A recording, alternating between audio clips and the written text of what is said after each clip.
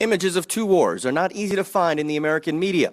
Video of bombs exploding and stories of heroism now have to compete with reality TV and gridlock politics. But even though Afghanistan and Iraq may be out of sight from 300 million Americans, for hundreds of workers, it is never out of mind. Civilian and service members who provide mortuary services get a front row seat to the results of U.S. wars abroad. Working at Dover, it's like you get a train wreck every single day. It's the job, sir, and I'm proud to do it.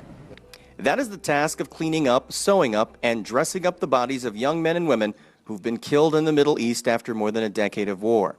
The grim but meticulous labor is still repeated on a regular basis, as portrayed in this movie.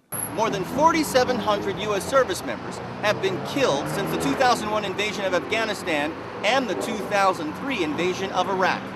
The family members and loved ones of these service members suffer a unique kind of trauma that most Americans can only imagine. Well, it appears that dozens of those families have received additional heartache that may have been created by their own government. 3 U.S. military mortuary workers reveal that the remains of dozens of U.S. service members were lost, burned, or even thrown away like garbage in this landfill.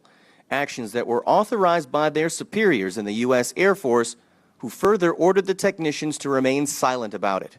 I think consideration should have been given to notify the family. That's the way I've been brought up in this business, is to face your mistake and take responsibility for it. Apparently, commanders here at Dover Air Force Base didn't want to do that. They characterized the incidents as isolated and even fired 2 of these workers who stepped forward to tell families what they knew. But the allegations attracted the attention of the U.S. Office of Special Counsel. Well, we found a pattern of misconduct.